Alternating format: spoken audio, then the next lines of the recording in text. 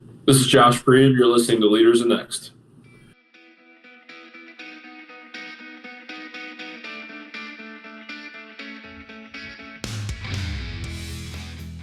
Well, welcome everybody to our latest episode of Leaders and Next. Dan and I are your hosts, and we are proud alumni of the University of Michigan, passionate supporters of the university, the athletics program, and the student athletes. We created this podcast to be different. Instead of only focusing on X's and O's, we want to highlight the whole student athlete, exploring their journey to Michigan and better understanding who they are not only on, but off the field. Please visit our website at www.leadersandnext.com for more information and follow us on Instagram.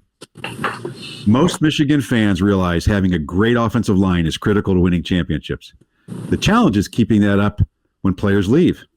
And we have to replace 6 players from 2023, including Ladarius Henderson, Trevor Keegan, Drake Nugent, Zach Zinter, Carson Barnhart, and Trente Jones. Today's guest, Josh Priebe, is key to being part of the next man up philosophy to form the next great Michigan offensive line. Josh attended Edwardsburg High School in Michigan, where he was a 4-year starter, and his play helped them to a 25-1 record across his junior and senior seasons and earned him numerous personal awards, including being named All-State and making the Dream Team in the state of Michigan. He was the first player from Edwardsburg High School history to receive a D1 offer to play football, and he ultimately committed to play college football at Northwestern University as a member of the 2020 recruiting class. During his time at Northwestern, he was a 3-year starter, having played in 36 games, and was named captain his senior year. In December of 2023, Josh transferred to the University of Michigan for his 5th season and final season. Josh, welcome to the podcast. Thanks for having me on. I'm excited to be here. Now, clearly you had a great high school career and earned lots of offers. I think the offer list was over 30, it looks like, including the likes of Ohio State, which, unlike people at Ohio State, I actually can call them Ohio State, not the school down south, but we had Ohio State, we had Michigan, Michigan State, Tennessee, Auburn, Miami, and many others. I'm just curious, through that process, you have 30, you had to winnow it down to take official visits. Where did you end up taking your official visits? Yeah, so I actually ended up taking my only official to Northwestern. It was actually after I committed. It was kind of a situation where there had already been 2 commits on the offensive line. There was only 1 slot left. So I kind of had to make a decision quickly, and I knew that's where I wanted to end up. So, at that point I had already committed, and, since I was already committed, I wasn't going to take any other officials anywhere else. So, well, you saved those schools money, I guess, because they didn't have to host you. I'm just curious. Now, you're a Michigan guy. Yep. You had offers from Michigan, Michigan State. I think you had some offers from the directional schools. I think probably everybody. Yeah, given your, why not any of the Michigan schools at the time? Yeah, I think at the time, Northwestern in 2018. And 2018 was kind of the year in high school where I was getting real heavily recruited by schools, was taking all the visits. They were just coming off winning the Big Ten West in a really good spot, culture-wise, team-wise. And I think Coach Fitzgerald, Coach Anderson, who was my offensive line coach there for 4 years, those 2 had such an impact on me, more so than anywhere that I visited any of the Michigan schools at that time during the recruiting process. And academics were always something, and I know Michigan's also obviously a great school for that as well. But I think, just everything about Northwestern appealed to me, and being on campus there, everything just kind of just felt right. And you kind of get that feeling eventually after doing a lot of visits, and I was just kind of ready to pull the trigger on it. Now you committed. I guess Dan, we have a bone to pick with Coach Anderson, because Kurt Anderson played at Michigan. Yes. But he had a job to do. But you clearly picked the time. They were Northwestern was on an upswing there, and certainly making some progress. So it makes a lot of sense. I mean, did you get a lot of pressure from the local people saying, "Hey, man, how come you're not going to Michigan or Michigan State?" Not, I mean, a little bit, but honestly, it was more Notre Dame than anything, because I live right on the state line there. I'm like 15 minutes away from Notre Dame's campus, so it was actually more people wanted me to go there. So now, do you regret not taking your official visit to Western Michigan in the beautiful city of Kalamazoo? I can't say that I do. Well, it's interesting. Clearly you had made up your. A lot of people have no idea, and they hail these visits. You were laser focused, so and obviously it worked out well for you. Yeah, absolutely. But obviously it was a nice run there. But then, but now you're here. Yes. No, definitely excited to be there. I definitely love my time at Northwestern. Loved all the guys there. Loved all the coaches. So definitely, we had a couple tough seasons there. We had 2 losing seasons when I was there, but even during that time, there's never really a moment where I regretted my decision to go there, just because it was it was the right place in my heart. I was around really good people, and obviously getting a great education too. So you hit the portal, obviously. When did you decide to enter the transfer portal? Yeah, so I actually pretty much the whole season, my mind was pretty dead set on coming out for the draft. I wasn't planning on going to the portal really at all. And after we played our last game against Illinois, I sat down and had discussions, like feedback from scouts, feedback from NFL teams, and the consensus was that just given like this past draft class, kind of where I stacked up, like it'd be beneficial for me to take a 5th year. I'm sure I've had a couple unfortunate injuries as well, so in their eyes, me being able to put 2 back-to-back solid seasons together is something that they wanted to see, and that was the feedback I got. So, and then it kind of came down to, with all the coaching changes and chaos, obviously, that happened at Northwestern last year, it was kind of, I had to evaluate, is this going to be the best place for me to stay in terms of achieving those goals, and ultimately I did decide to enter the portal because I just felt that making a decision to go somewhere else like Michigan was going to help help propel me to the next level. And I think there was a lot more that went into that decision, and I don't want to talk about all of it, but really a big part of it too was the uncertainty as well with my position coach, Coach Anderson, which after the bowl game he did ultimately end up getting let go there. And I was kind of in a sticky situation because I obviously wanted to play in the bowl game, but if I would have played in the bowl game, then I would have had less than a week to try and decide where I wanted to transfer to. And I wanted to be able to transfer and be a part of the winter workouts, be a part of spring ball, not have to wait till summer to enroll, because this offseason was so important for me as well, because the past couple off seasons I have been lifting on one leg, have had a surgery. So there's just a lot of that went into it. And it was a chaotic month. December was a very chaotic month, but obviously ultimately very very happy with the decision I reached. I'm so glad you brought that up, because like now when guys sit out a bowl game, there's still it's gotten better, but there's still a group of people that's like aghast. They're like, how could you?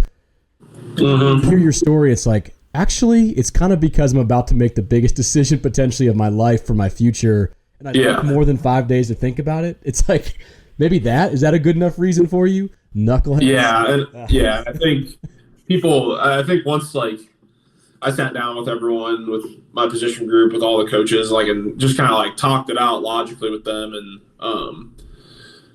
for the most part, everyone like was very understanding and didn't like really leave with like a bad taste in my mouth or anything like that. So tried to do you guys won, right? I should say you guys. Northwestern won. So it's like, hey, I let the next guy step up, and he performed, and Yes. Auburn, right? Beat Utah. Utah. Yeah.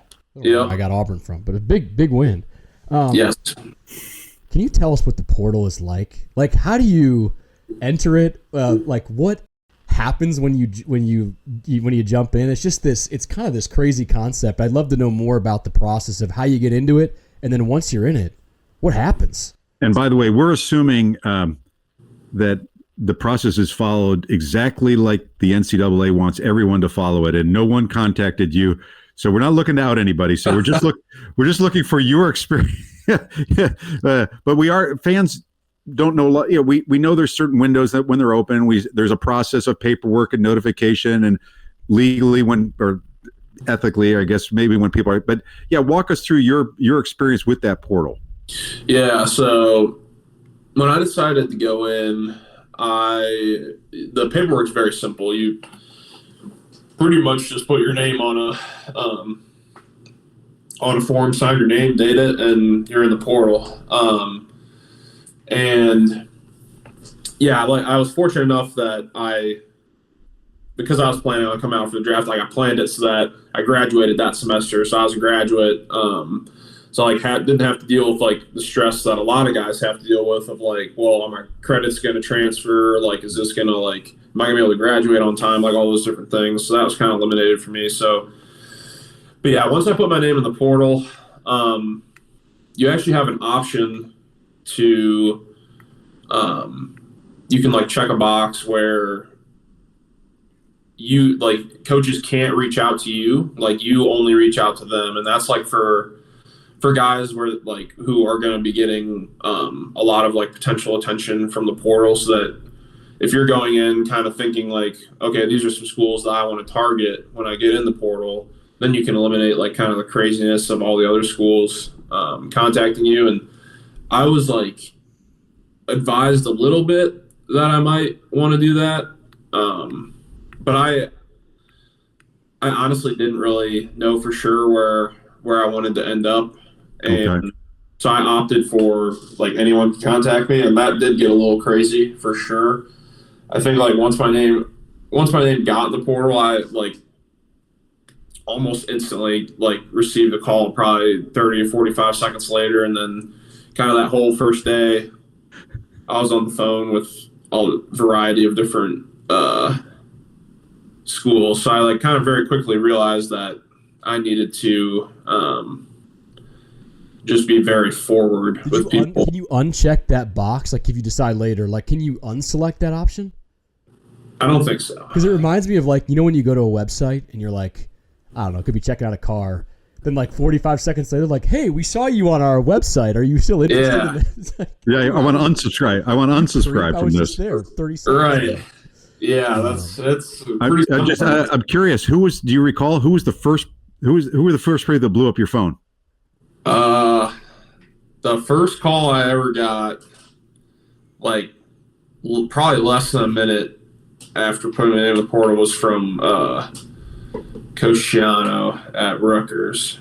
He called, and then he knew how good you were, because didn't you have some crazy stat where like there were 62 snaps and you didn't, not a single pressure or something like that? There's a stat on the website in your bio, I believe.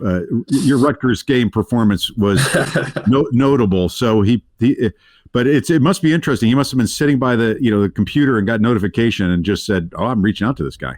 Yeah, I don't know. And it's one of those things too where you never know how like word spreads. Right. Something could have gotten like leaked out before. I don't know. So, but yeah, it did happen very quickly. And but after that, yeah, it was pretty crazy. And for the most part, I without like naming a bunch of schools, I went in knowing that I was likely going to stay in the Big Ten, but I also, if it wasn't going to be the Big Ten, it was going to be the SEC. And I talked to a couple schools from the SEC, but for the most part, like I was really just pretty primarily interested in here. I kind of, once I got in the portal, I actually reached out a little bit here to kind of gauge some interest. And of course they were in the middle of getting ready for the Rose Bowl, so they were very busy with that. But I was able to get on the phone early with Coach Moore and everything, and kind of started that process. So. And why Michigan? Yeah, well, I knew obviously there's going to be a lot of open spots on the line after this year. I knew a lot of guys were going to be coming out for the draft, so I knew there's some obviously good opportunity. And I knew that, obviously know the O-line culture here, and really, I mean, a lot of the games too, when I'm watching tape on other defenses, like we're playing for that week, a lot of the games, like Northwestern, Michigan games, like they cross over. So I'm sitting there, I watch, Oh, that's a great point. Yeah. Yeah, I watch Michigan's O-line, play against the D-lines like that. I'm going to be, like, if they're playing Penn State, if they're playing Ohio State, Iowa, whoever it is, like, I'm sitting there watching them. And oftentimes I would watch, Michigan's O-line would be one of the first games I'd turn on, like, for the D-line that I'm watching, because I can kind of see, like, how good those guys are, like, stacked up against, Michigan's O-line. So, yeah. Now, it's not easy being the new guy. It's never easy. But how'd that transition go? Like, how as the kind of new guy coming in, I think you joined like a couple days, or you made that decision a couple days from before the Rose Bowl, I think. Yep. How'd the transition go in terms of once you got on campus? Yeah, it was definitely so much different. I mean, it was just obviously never fun moving places. Moving is the worst. It is the worst. But, it's one of those things where it was like I almost, like, to a certain degree, like, felt like freshman again, and which is also not a fun feeling. But it's just one of those things where I understood that it was going to take time to earn the respect, like earn the trust of others, which I feel like I did pretty quickly. And but that was kind of my main priority, was just earning the respect of everyone else. And yeah, I mean, it's definitely tough, like when you're going into a new locker room with guys who don't really know anything about you, like you're a fifth year senior. So I mean, it's definitely like a bit of an awkward position to be in, but after a few weeks, like once I got around the guys, like, I mean, you quickly realize that, well, for one, like most O linemen are very similar. We're like very similar personalities and things that you like. So it's not very hard to get along with fellow offensive linemen. And as far as the rest of the team, like the locker room's been great, and guys definitely like welcome the transfers in with open arms. So yeah, I was going to ask, how much did some of the success that some of the other O-line transfers from prior years, like Olu, like Drake Nugent, did that factor into your decision at all? Like, hey, not only is it a great place, but guys can come in from other systems and really be, because those guys came in and they were immediately, at least from the outside looking in, looked like they fit right in and contributed at the same level they were before, if not higher. Yeah, that was definitely a huge factor, because I think the one thing about the transfer portal is, the grass isn't always greener on the other side. Yeah. And, the success that those guys had was definitely something that I was aware of and I paid attention to.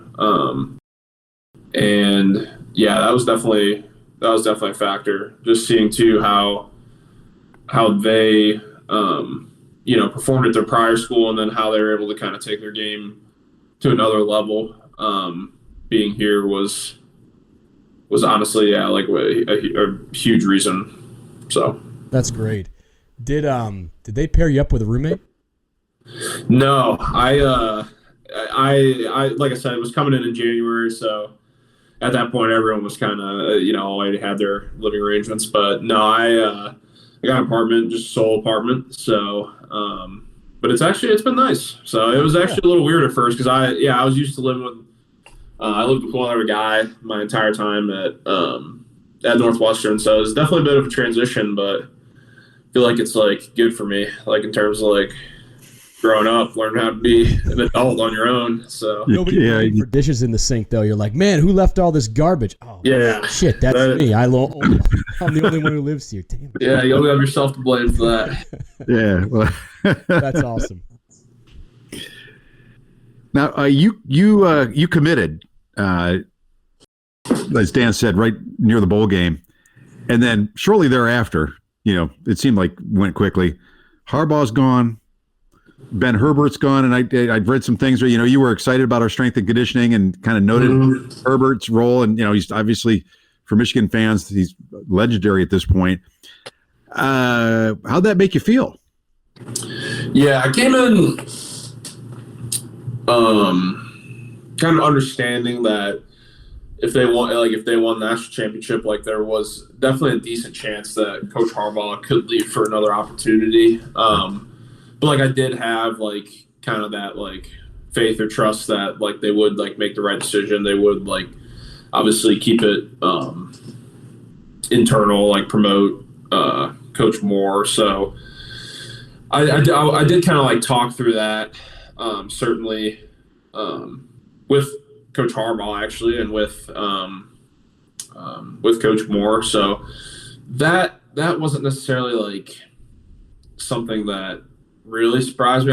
Coach Herbert definitely surprised me a lot, and that was definitely pretty difficult because I definitely was super excited about getting to work with him. I already had a kind of prior relationship with him just from high school, like in recruiting, and really liked him then. And then I was just super excited because this offseason was I just knew how important it was to I was finally healthy and kind of had that opportunity to really grow and take my game to the next level. And when he left, it was definitely pretty big shock, pretty disappointing. But then that really lasted a very short amount of time, and it didn't take long to realize that like nothing was going to change, and nothing did change. So and just talking to the guys too, like kind of getting a sense like, oh, like how different is this from when he was here, like, and they said that relatively everything's been very consistent, and I couldn't have been happier with how that's gone so far, and the way Coach Tress is leading the team. And I don't know if you guys saw too, we actually added two of the strength coaches from Northwestern as well that I was with for 4 years. So having those guys on staff too has been awesome. So I've got really good relationships with both of them. So now, speaking of changes and things being different, how is your football experience at Michigan different or similar to your experience at Northwestern? I understand it's shorter, but your initial impressions in terms of the similarities and the differences between the two programs. Yeah, I think for the most part, like Big Ten football is Big Ten football. Like it's gonna be tough. Like spring ball is gonna be tough. Like it's gonna be physical. I think to a certain degree, like that was just kind of taken up a notch to my prior experience. And obviously some of the hardest things to get used to were just some of the routines. Like I was super used to being a morning practice team. We would we'd start the day. Every day started at 7 for us, whether it was meetings, practice, and we'd be done by 11 or 12. And obviously here we're an afternoon practice team, and sometimes those days are just a lot longer. And it was really kind of, for me, just like getting used to those new routines. And the practices themselves were also at times like pretty drastically different in terms of how they were laid out. There was definitely a lot more team periods, a lot more physical contact, and so that was certainly different than kind of like the load that I was used to during a typical spring ball. But yeah. Now, some of that physicality in terms of practice, we've heard people talk about that, and certain drills we do for beat Ohio, and but also we read that style potentially could have caused you to be sidelined for the spring game. Yeah. It sounds like, well, it's the story of the cut lip. First when people hear somebody can't play in the spring game, they go, "Oh no." Yeah, I think Guy's it's hurt, horrible. Yeah, some knee issue, or in your back or shoulder. It's like, oh crap. I mean, this guy's high potential. Why is he missing the spring game? And why don't you tell us a little bit about what happened? Yeah, so that quote from Coach Moore, it actually, I don't know if he mixed it up with different play, but the cut lip actually happened against Ernest Hausman. Oh, okay. Yeah, so it was during a different period. It was during this kind of drill we have. It's called Quest to Atlanta, and it's essentially very similar to beat Ohio, but it's just 11 on 11, running the ball. Like, the defense knows what's coming, and it was like it was a 4-play drive. And on the second play, I was pulling around, and Ernest actually met me in the hole. His helmet got under mine, and I still don't understand really actually how it happened. But, I mean, I was running full speed. He was running full speed. And, like, the only thing that made contact was our heads.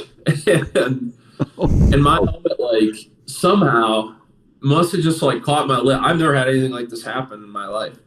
I've never gotten cut for my helmet or anything. And, like, the chin strap just, like, came up a little bit, but the contact, like, with the helmets was so forceful. And both of us were fine. Like, neither of us had a concussion or anything. But it was, like, so forceful that I didn't even feel my lip, like, completely, like, tear in half.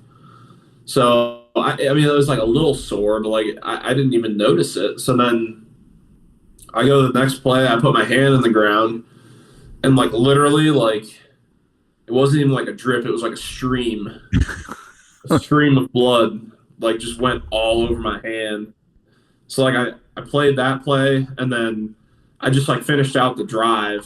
So I, like, went the last play, and then we blocked it well, and we ended up scoring. And then I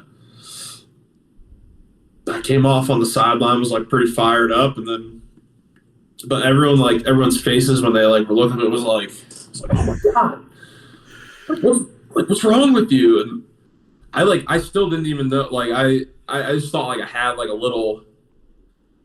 And now, was part of this, like, were you thinking to yourself, okay, maybe I still have to prove myself to these guys, so I am going to bleed. I'm not coming off this field. Yeah. I'm going to look crazy. I got blood all over the place. This is going to be cool. As Coach Campbell said, he called you a warrior. Yeah. I mean, it's one of those things where, especially, like, if you're in the trenches, like I take a lot of pride in, like, if I'm not, like, actually hurt, like, I'm not going to come out of the, not going to come out of the game, not going to come out of practice. Like, unless there's, like, Sure. something, like, actually wrong with me. It's one of those things where you just have to learn how to, like, work through stuff, because when you're in the season, everyone's going to have something going on. Nobody's going to be perfectly healthy. And it's definitely one of those things too. Yeah, obviously, I'm trying to earn people's respect with, like, the way that I play and the way that I approach the game. And I wasn't going to, like, go out because I was bleeding. And one of the first trainer that saw me was like, yeah, you're done for today. And I, like, so then I, like, knew something was obviously, like, probably not looking great. And then I, like, I was just, like, feeling around with my tongue, and I, like, pushed my tongue, my lips, and it just went straight through my lips. My tongue went straight through my lips. I was like, it's not good.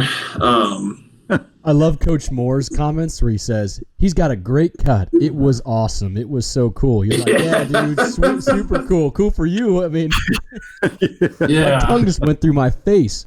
Yeah, it did. And actually, it's hard to see with my beard, but it stopped, like, kind of partially, like, it ripped all the way through, like, my actual lip. And then the skin, like, in between my lip and then my chin, it stopped briefly, but then it kept tearing down my chin.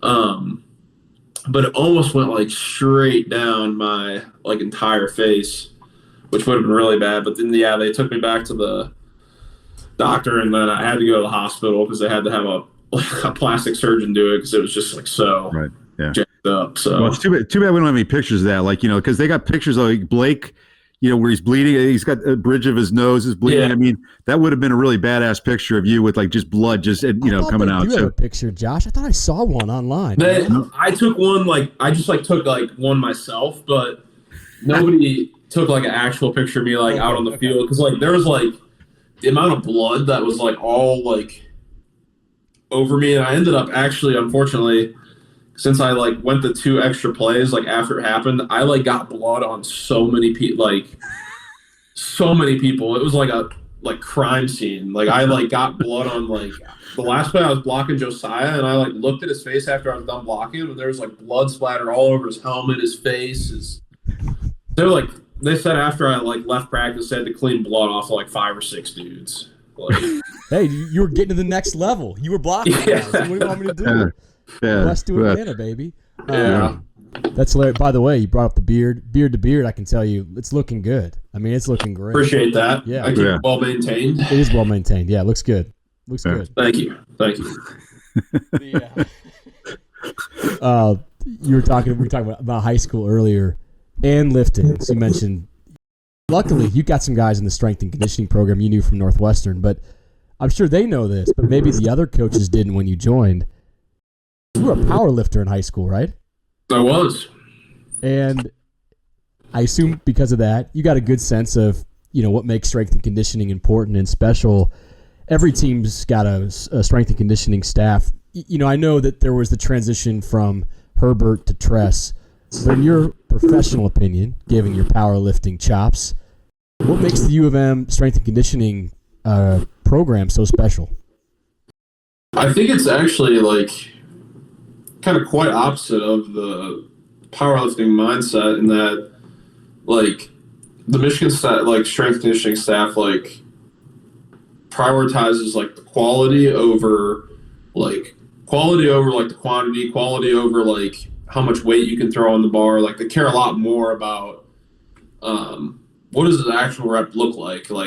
Sure, you can maybe throw 50, 60, 70 more pounds on the bar, and the form, you're going to get the rep done, but it's going to look horrible, and you're probably going to put yourself at risk for injury, at risk for tweaking something. So I think that's something that's really stood out to me. And honestly, it's been great for me as a player because, when you sit there and you're constantly just trying to throw as much weight on the bar as you can, you're trying to,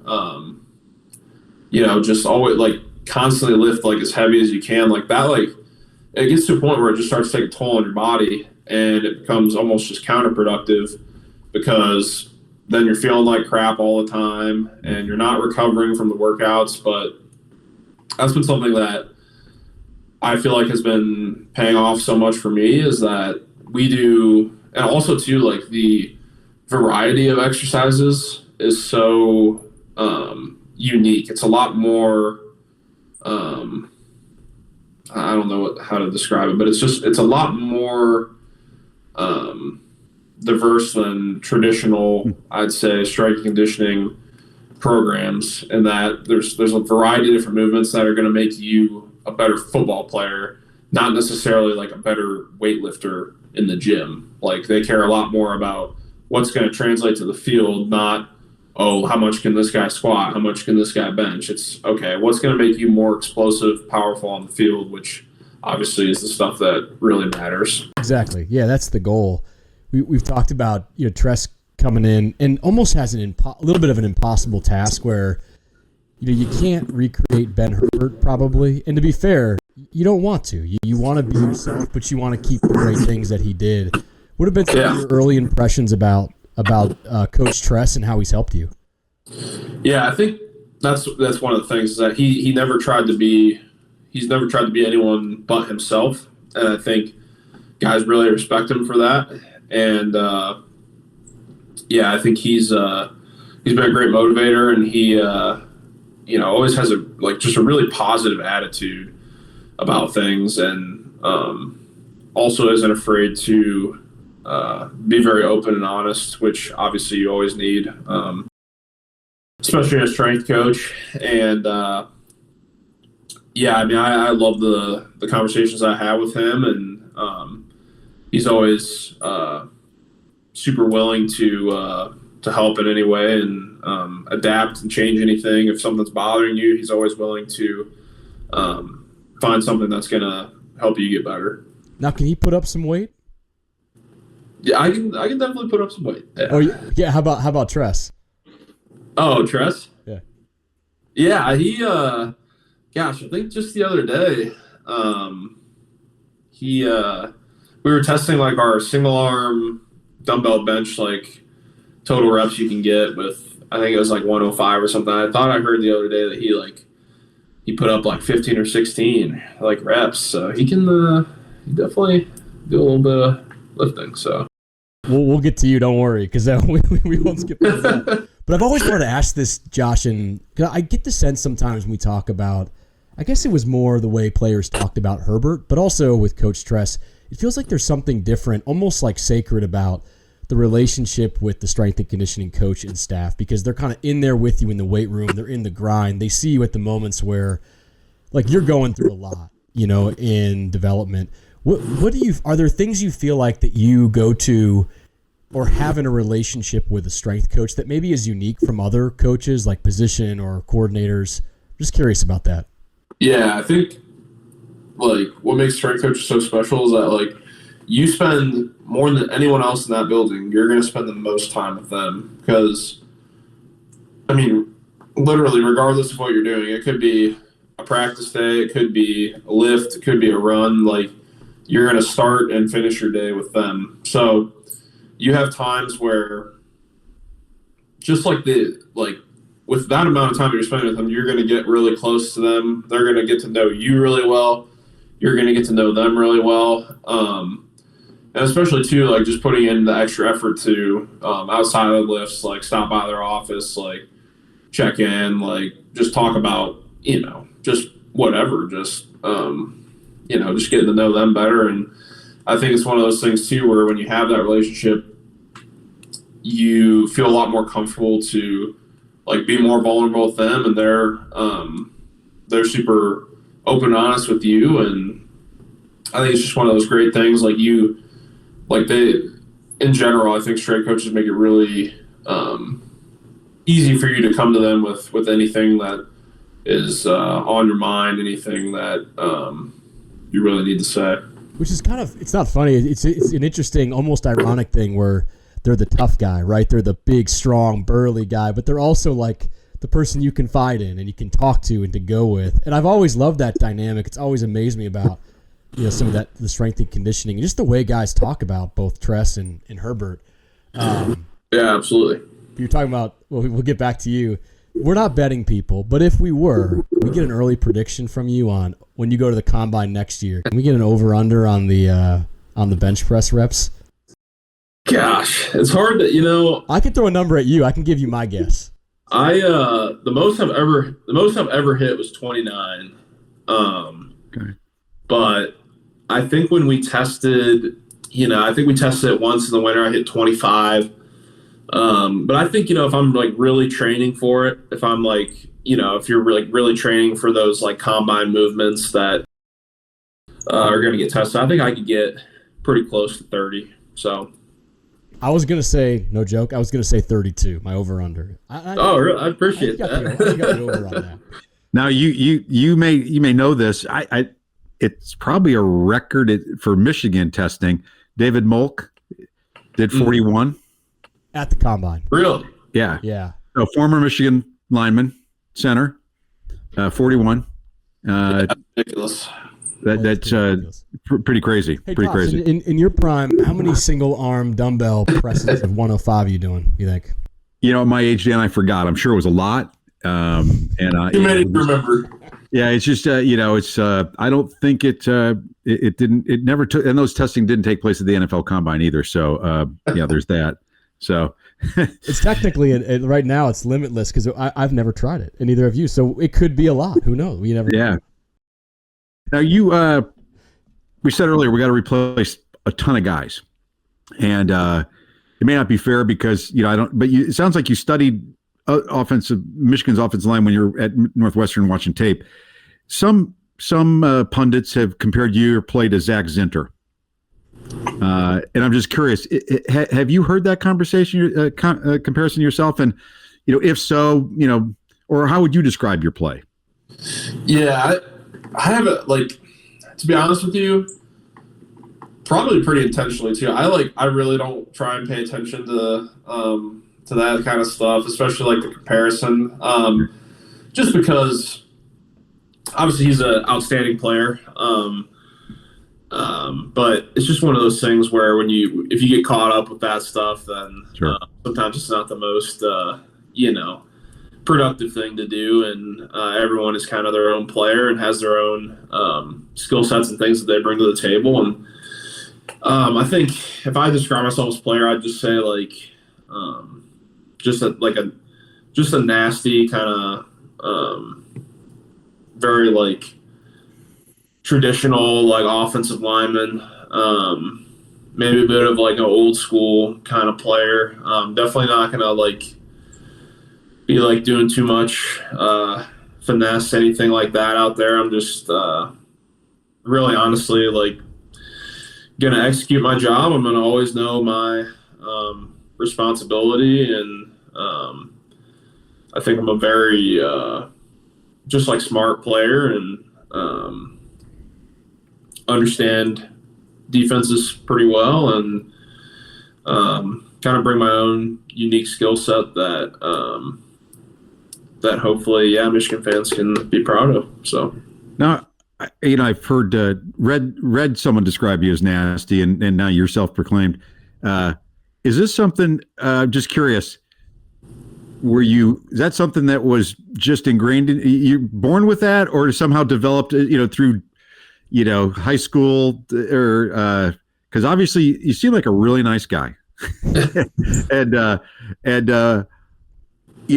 I don't know how you flip the switch, or I'm just curious. Is this just something that happens when you step on the field?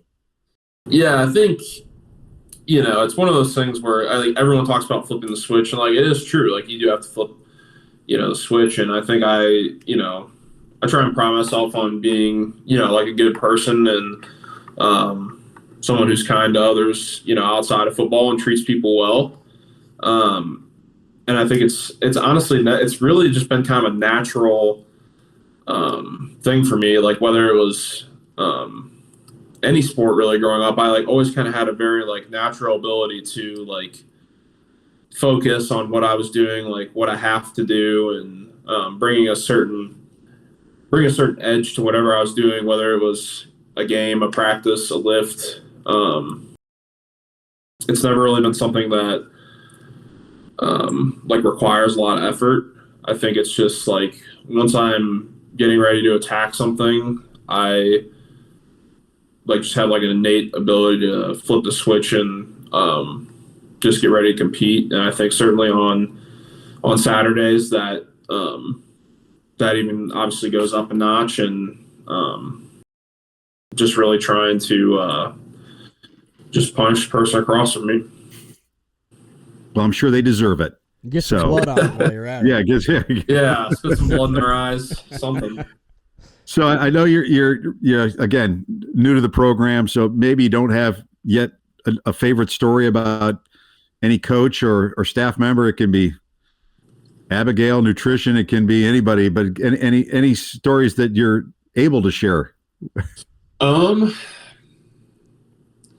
Nothing super crazy or funny or out of the ordinary. I think, I don't know, our O-line GA, Nick Rossiello, kind of has just a cool story of how he kind of got into coaching. He started out, he's a student here for 4 years. He started out actually in the equipment room, just as an assistant, as bottom of the food chain as you can possibly get. And Nick is just one of the most hardworking dudes I've ever met. And he obviously worked his way up to starting the equipment room, worked his way up to obviously the offices upstairs, and now he's our O-line GA, and he's one of the smartest guys I've ever met in terms of his football knowledge, especially for like him just being a normal student there. Like he played in high school, and he does have some pretty sweet huddle highlights from high school. But he's which I'm sure he's not shy about. No, he's definitely not. He's definitely. But gather around, boys. Yeah, but no, nothing too crazy. But his story is like pretty cool in terms of like how he has like continued to progress, and he's certainly going to be a great position coach somewhere someday. So, well, awesome. We've heard a lot of guys have done that, and kind of ties to, it sounds like, seeming to me ties to the culture that we have as a program. And I've heard, and again, a lot of us hear about how the culture is, how good it is. And since you're relatively new, what's your take on the culture? How would you describe when people ask you, hey man, what's the culture at Michigan? And when you're back home, or people that aren't familiar with Michigan, what are some of the words you use to describe it? Yeah, I think it's consistent, and that's been the biggest thing. I think you have all these coaching changes, you have changes within the program, but when I sit there and I'm the new guy, I don't know how things were before. I don't know how these routines were, like certain things were, and I talk to guys and nothing's changed. Like, then that's obviously great because it worked. Yeah. Why? Yeah. Yeah. Exactly. So I think it's just been very consistent, and the willingness of everyone in the program to develop. And it doesn't matter if you're, the starter, the guy in the middle of the depth chart, the guy on the last guy on the depth chart. Like, you're going to get coached just as hard across the board. And I think that's where you see like guys who have been in the program for years, and like then when they get their opportunity, like they're playing at a super high level because they invest time in developing guys and yeah, just putting investing time. It's great culture is, a big part of that is great leadership. And, looking at your time at Northwestern, you could have easily left Northwestern after they parted company with Coach Fitzgerald, after the investigation they had. And you didn't just stay, you stuck around and became a captain. Mm-hmm. Why? I mean, a lot of people could have just said, I'd pull the ripcord, I'm entering the portal, I'm out of here, because you knew times were probably going to be tough or different. Why didn't you leave just then?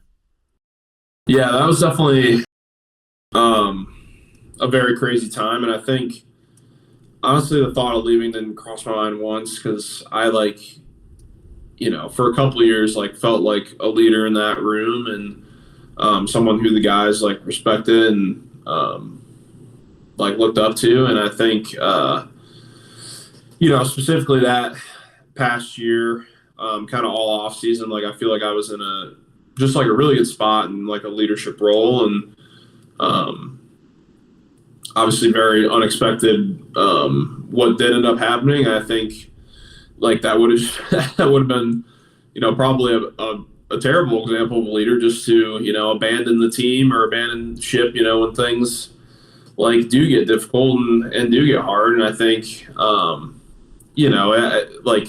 already dealt with a lot of adversity previously, a couple tough years there, injuries, so adversity wasn't something where that I didn't have experience with. And I think what was so special about last season is that really that just actually really brought everyone closer together. And I think kind of similar with some of the stuff, and with the suspension of Coach Harbaugh, those things, just talking to guys here, kind of sounds very similar what happened here. You have something unexpected happen, something maybe you don't think is fair or right, and the guys band together, and it just ultimately ends up bringing you closer together as a team. Now you're one of, I think, I did a rough count, but I believe there's only 10 guys, you included, that are going to exhaust their eligibility. Now and given COVID and the exceptions that people have had, you're kind of an old guy in the locker room these days. By the way, I know you have a birthday coming up at the end of this month. We're recording this in July. So you're going to be you're like a grandfather to some of these guys. I am. Yeah. So, but all joking aside, even though, again, I know you're new in the locker room, but given your experience, do you find yourself mentoring some of the younger guys, given all that experience you've had? I think to a certain degree, yeah. I think, being a leader at Northwestern, I got to a point where I was very comfortable, coaching guys, helping with, whether it's a technique thing, a film study, just being very open and having conversations with really anyone. And I think it's one of those things where I used to be pretty uncomfortable kind of using my voice. And I still, I'm not the biggest vocal guy by any means. Definitely more of a lead by example. But I think it's one of those things where if I see something, if a guy's executing a technique wrong, if somebody's out of place, and I can see that, then I'm gonna say something. I'm gonna try and help, be another set of eyes, and because that's just gonna help elevate the offensive line's unit, our performance as a whole. So interesting. That's great.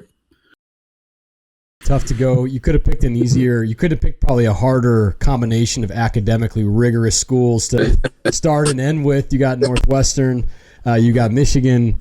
Only would have been complete if you would have thrown Harvard in there, in my biased opinion. You are studying, or you got your degree in learning and organizational change at Northwestern. For those uninitiated, myself not included, tell us what learning and organizational change, the field of learning and organizational change, is all about. Yeah, so Northwestern is pretty unique. They don't really have any general business majors or finance majors. It's you kind of either do econ or learning organizational change or communications. Those are kind of the three main degrees that people get who go into business. And learning organizational change was essentially just a business degree with a little less econ. But a lot of people go into consulting. You can go into finance. You can really do whatever you want with that, and it's just a lot of kind of the general business skills that you have, working in teams, presentations, that sort of deal. So, what are you studying at Michigan? I'm actually not doing a degree here just because I'm only going to be here for the fall. So I'm just taking some social work classes right now. Nice. We've heard about 4 for 40, the saying of you do 4 years and they'll set you up for 40 years of success. But you're going to have the benefit of two networks, the Michigan network, the Northwestern network. Yeah, absolutely. Based on what you described about learning and organizational change, I'm curious what, after football, the long NFL career you'll have, what are you most interested in terms of pursuing on the professional side? Yeah, to be honest, that's still one of those things I'm trying to figure out. It's been tough because despite where I went to school, school's never been my favorite thing. I've never had a favorite subject. I've never really enjoyed math, really enjoyed science, but I think it's just one of those things where it's going to take a little bit of time to really figure out what I want to do in the professional world once football ends. And I have a couple ideas. I think I'd like stuff in consulting. I've looked at a couple supply chain jobs, those kind of intrigue me. Just something where I'm still working with people. I'm not just solely sitting behind a desk all day, just looking at a Excel spreadsheet that. That is something I know I absolutely cannot do for a living. So still trying to figure that out. Well, you got a little bit of time. And Ernest Hausman's tough. Us spreadsheet warriors, we're the real heroes. Yeah, those things can really, they can really hurt. They can, yeah. Yeah. They don't call it cut and paste for a reason. I mean, that's tough. Yeah, exactly. So, with the college landscape, you've been in college at an interesting time because a lot has changed, and one of them is the whole advent of the collectives and things like that. Recently, you were signed, Champion Circle. Again, many people know it's probably the largest collective serving. Well, it is the largest collective, supporting University of Michigan. And you were signed by it, and they put a little Instagram thing out there. And just walk me through, like, how did that come about? And again, we're not looking for dollar figures. We're just curious, what do you have to do for Champion Circle? Yeah, so that was kind of I was something I talked about in recruiting, and I think super thankful for them and everything that they do for the program and for me. And it's really just kind of one of those deals where I'll like attend events with alumni. I'll do like some autograph signings, and there's like a certain amount of events, autograph signings, like things to kind of like satisfy an agreement. So I think it's been a good opportunity. So now, when you're signed, now just curious, at what age did you start practicing your signature for sports memorabilia? High school? Did you practice in high school? I think it started like probably when I was a kid. I used to during summertime when I was like a kid, my mom used to make me and my brother learn how to write cursive. And a lost art, by the way. Yeah. So I think it started then. I just like learned how to sign my name in cursive, and then it kind of got to the point where it was like I would like do it, and my mom or like my brother or someone would be like, it looks like too like proper, like all the like the letters look like too like just like perfect, like spelled out, like it needs to like look a little more like it flows. So but yeah. Also, your name's a good example of the I before E except after C. I actually put that to the test. I was like, how do I? Oh, yeah. So you got some good practice on that bad boy, too. Absolutely. Speaking of growing up, this is way off the NIL track, but Niles, Michigan, I assume, like, are you an expert wakeboarder? Like, you a water sports junkie? Because isn't everyone, like, in that area on a lake? Yeah, a lot of people, there's a bunch of inland lakes around there. That's what I think of when I think of Niles. That and how much snow there is whenever you're trying to get from Michigan to Chicago. Those are my it's ridiculous. Yeah, you get all the lake effect snow there. It just gets dumped on you. But no, surprisingly, wasn't a huge water sports guy. Most summers I was pretty much playing sports year round. I mean, if I wasn't doing football, I was doing travel baseball. So there wasn't really a whole lot of time for bunch of water sports. So okay, so baseball. All right, oh boy. We were talking to Zeke, and Zeke Berry was a baseball player in high school. Yeah. I don't know if you. So we had asked him a little bit about his game. It sounds like from talking to him, he's got some skills. And so a home run derby was thrown out there, and I asked him for one name of someone who could be what guy like would be on the list of. Could also double moonlight on the baseball team. He threw out Joe Taylor. Didn't mention you. Anything you want to say to Zeke about your baseball game? I don't think Zeke knows me well enough. Maybe at this point, and I actually haven't even really. I guess I haven't really talked about my like baseball, baseball career that much. But I was actually a pitcher only. I stopped kind of hitting the baseball very well after middle school, and then I just kind of had a little bit of a cannon on me, and they wanted me to pitch, and I got really into like travel baseball all throughout middle school, high school. So I just got all those tournaments, and I was just a starting pitcher. So well, we don't want to start anything, but if you guys want to. You could grab a ball, and Zeke could be in the batter box, and this could be like a charity event. I mean, it you don't know. The good news is, if you're a pitcher, when when you get signed in the NFL and then you go back to your hometown and throw out the first pitch at the local single A team, you're not going to bounce it, and you're going to probably do it from the mound. You're going to I wouldn't want to jinx myself. I'll tell you what, though, I definitely have a lot different of a body now than I did when I was a pitcher, and I don't think probably the shoulder mobility is quite at the same level it was before. Understandable. Understandable. What do you think you could hit right now? Gosh. I mean, if I really got, warmed up, I could probably get close to 80. Okay. That's good. I feel like I could definitely set this up. 80. Yeah. I mean, speaking of playing games, we got the NCAA, the new football game came out. Yes.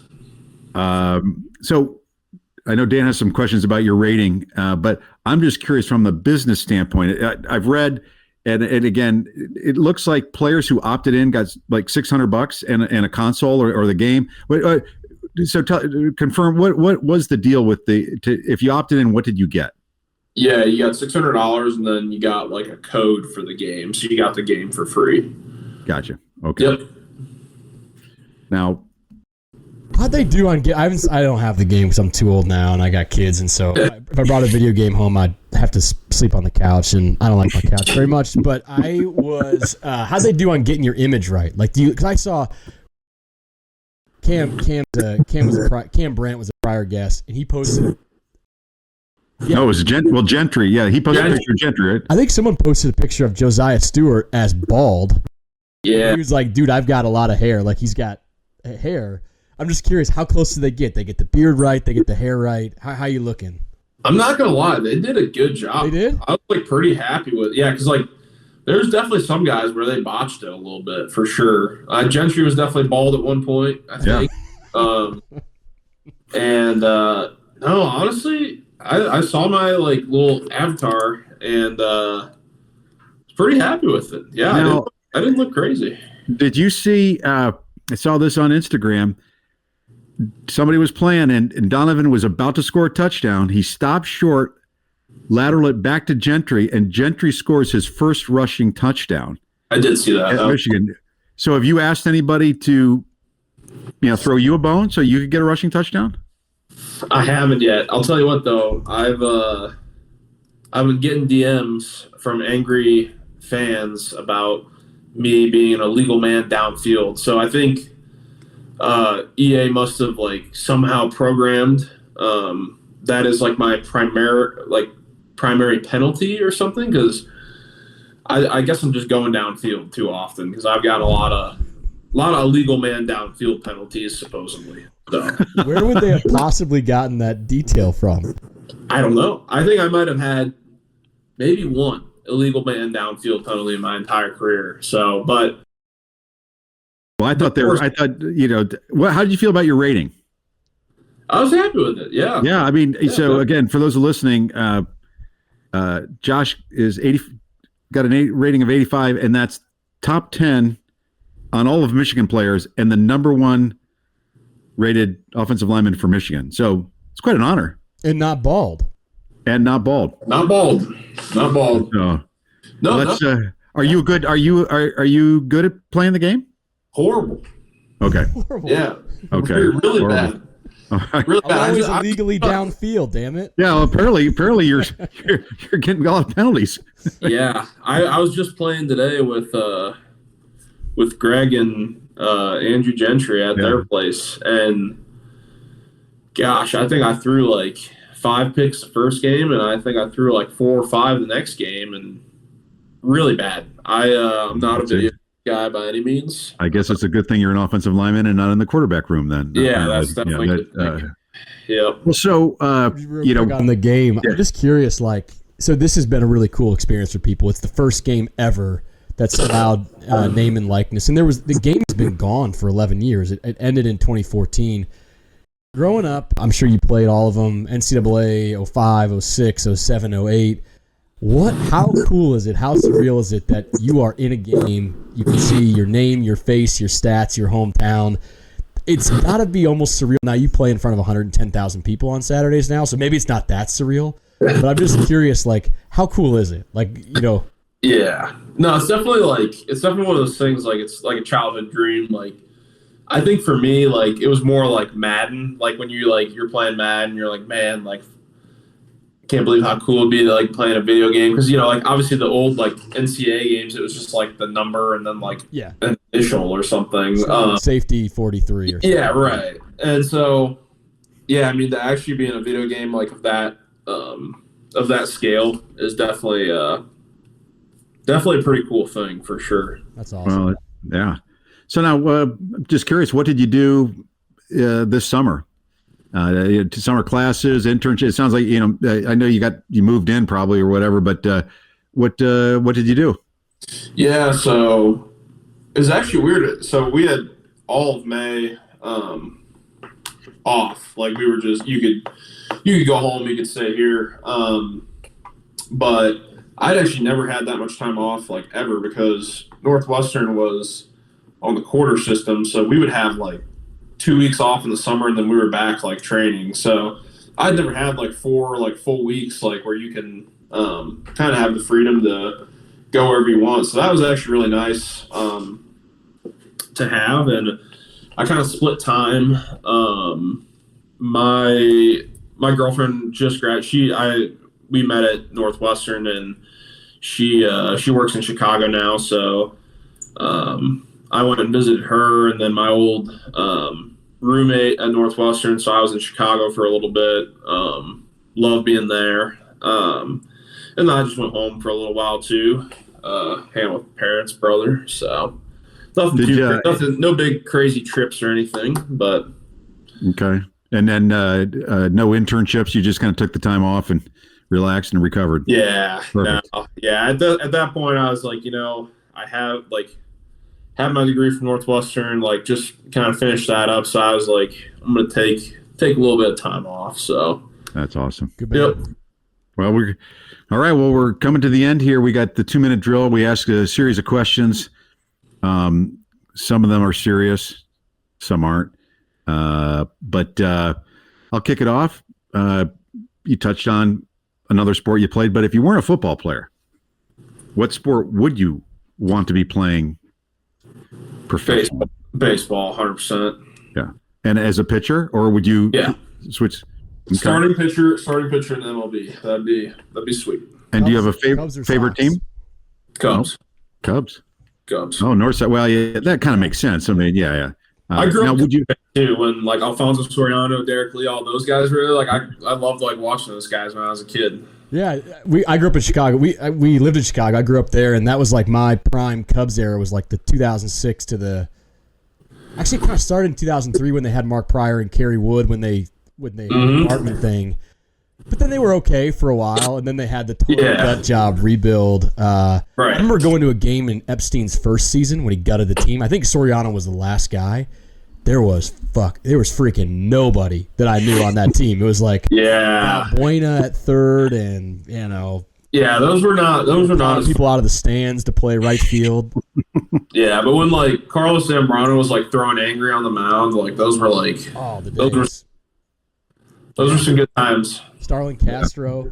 Yeah.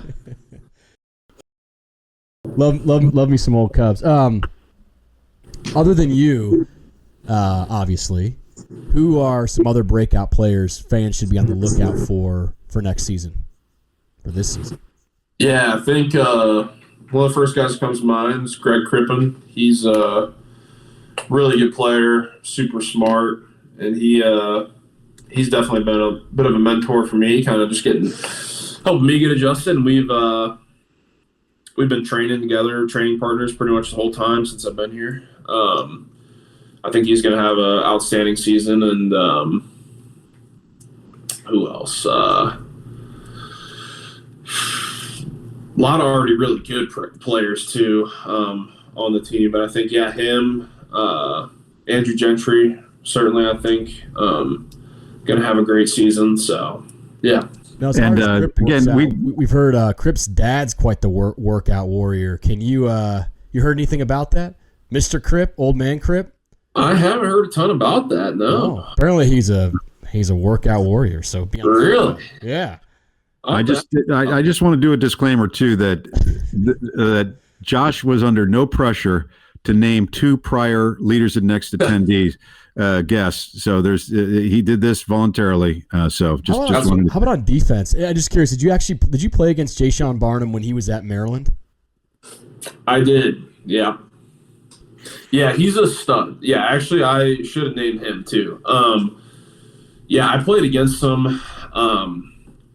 I don't remember having a ton of like contact with him during any of the games I played against him, but I can honestly say that like practicing against him, he's like the hardest hitting linebacker I've ever gone against. It's ridiculous. He's yeah, we asked he's a Max freak. Bredesen. He was like, man, that guy can hit and play. Yeah. well, I'm just curious now. Is the a follow-on question? Not someone from Michigan, but throughout the Big Ten, who was the player that you remember the most, like just battling? That this guy is really good.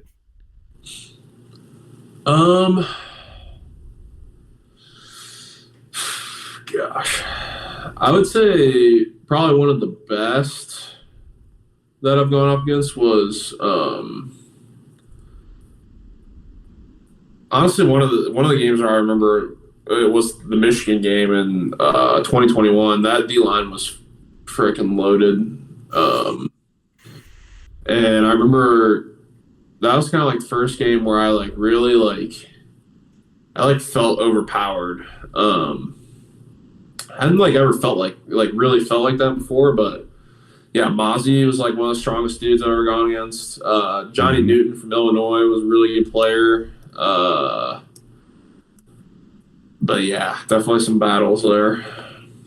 Now, so what's your favorite spot to eat in town? A lot of good restaurants. I'd say breakfast spot, definitely Strahan. That place is phenomenal. You guys are all over social media posting shots. I guess you get a 20% discount if you just yeah. It's by the way, anybody listening, I've eaten there several times. Strahan for breakfast is legit. No doubt. It is. And another good restaurant, Monty is also really good. I've been there a couple times. That's a solid spot. Yeah. That's one of Davis Warren's favorite spots. So maybe he can take you and pay for you to have dinner there. Yeah, I should ask him. It's great. Quarterbacks are supposed to take care of offensive linemen, so maybe he can take you to Monty. I mean, now I heard, I thought I read that you love steak. I do, yeah. Chop House is also phenomenal. I've been there as well. That was also. Well, you'll have to talk to Max because Max is a self-proclaimed. I think he's like, it's one of his skills. I think he named when we asked him talent, he basically said he's great at grilling steaks. So yeah, I'm not gonna lie, I've like really gotten into grilling myself, and I'm very confident in my steak grilling abilities as well. Another charitable contest for charity. You against Max. We got to get Josh and Max as guest chefs at Chop House. Oh, that. If they'll supply the meat, absolutely. Done. That would be kind of fun, actually. On this next one, you can since you already mentioned you played at Michigan in 2021, so you can put Michigan Stadium aside. Other than Michigan Stadium, what's been your favorite away game environment you've ever played in?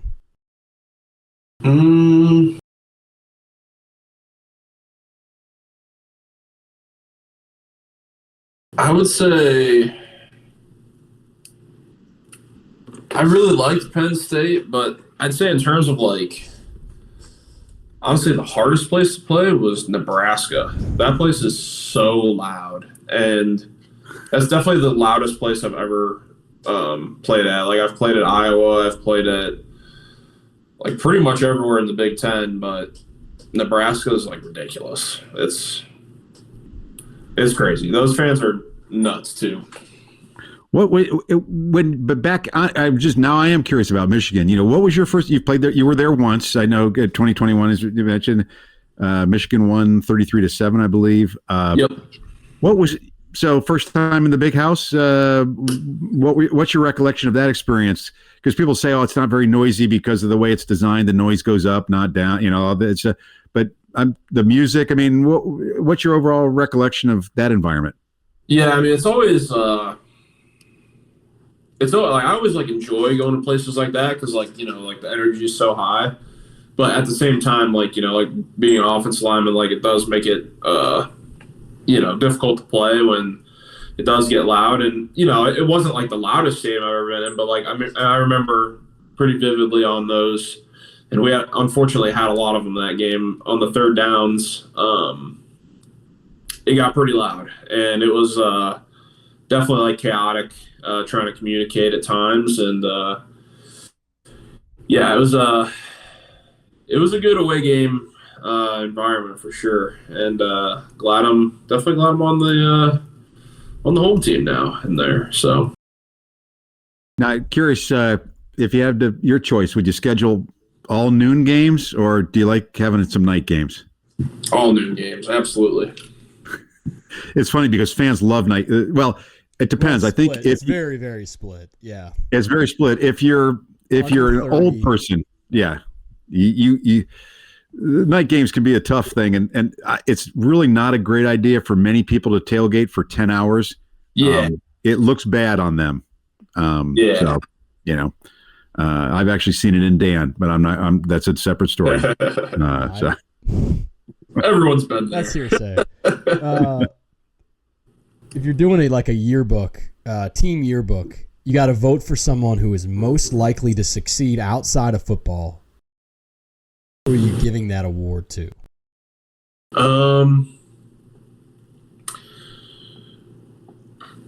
Honestly, I'd say Tristan Bounds. Dude's got 4 or 5 real estate investments going for him right now. And I think if I'm not mistaken, he owns, somehow, I don't know how he worked this out, but he, the house that he's living in Ann Arbor, he owns now. And he, does a bunch of these crazy real estate investments. And I think it's working out pretty well for him. So. Wow. Interesting. Yeah. What now you may have seen this Aiden Hutchinson, when he broke into the league, he had to sing Billy, well, he didn't have to, but he sang Billie Jean. You've seen that on Hard Knocks. So just curious, if you're on America's Got Talent, what kind of talents do you have outside of being a great offensive lineman and a baseball pitcher? Gosh, I don't really have a ton of crazy talents like that. I'm not gonna lie. If I had to do something like that, I'd probably just pick a song I know really well and just roll with that. But definitely don't have the vocals to probably make it very far in America's Got Talent. I think I'd get 3 X's. Well, thank God. You could always grill up a steak, though. That could be the move. Yeah, I'd just roll a charcoal grill out there. Yeah, well, not very fun for the fans, but no. Thank goodness for us. You weren't. You didn't transfer here to sing, so that's good to know. Heard you were a big movie guy, so I would like to know what's your favorite movie. I don't think I've ever been able to pick a favorite movie. Mount Rushmore, maybe just throw your top 4 up there. And I mean, if I had to say most inspirational film, maybe favorite film of all time, might be Rocky. Because I just I feel like I watched that movie every day when I was a kid. But love Good Will Hunting. I love anything made by Christopher Nolan. Love all his movies. Shawshank Redemption's a favorite. You've got it. You've got quite a collection. Palette. Yeah, this is a good line. Yeah, no, I like all like genres of movies. Like legitimately, I like enjoy watching everything. So yeah, there's too many to try and name them all. Well, I've got on my DVR. On my DVR, I've got the last 3 Michigan-Ohio State games recorded. Those are good. Those are good movies. I've got the Big Ten Network 1-hour version too, so you can go through them really quickly. I don't want to tell you how they ended because I don't want to spoil it for you, but I think you'll like them. The good guys win. You have a favorite Nolan flick? I'm curious. I got mine. There's so many to choose from. I know.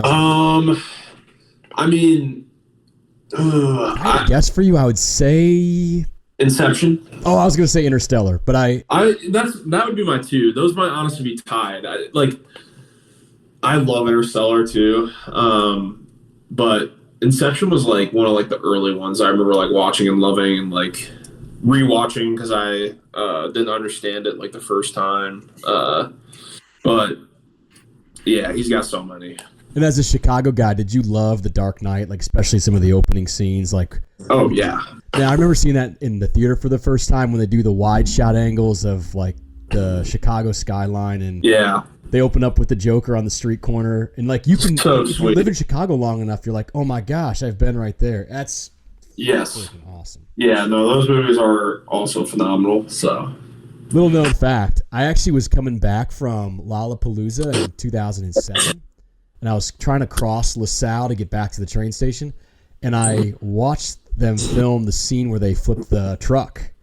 No way. When he's going down like LaSalle, and they're about to dead end, and the truck flips. I didn't see the truck flip, but it was upside down, and they had it on. What? It was awesome. It's awesome. That's sweet. Did you know Christopher Nolan also went to Evanston High School in Evanston, Illinois? I don't know if you knew that. Was that the inspiration for using Chicago in all the Batman movies? I don't know. Yeah, he was a foreign exchange student. He went to Evanston High School. Very cool. Fellow Purple Line guy. That's awesome. Yes. Well, Josh, it's been awesome, man. Thank you so much for taking the time and jumping on the podcast. Best of luck, man. Team 145. We've gotten a chance to know some of the guys, and you included, and just couldn't be more proud to have guys like you represent the school, the university, the team, and good luck. I know you guys are on the path to repeat national champions, and so good luck with that, man, and thank you so much for being on. Yeah, I appreciate it. Really appreciate you guys having me on. So, and if you haven't already, if you're listening, give us a follow on social media and check us out on leadersandnext.com. and find out how you can support Michigan athletics and our stars like Josh. Thanks, everyone. Go Blue.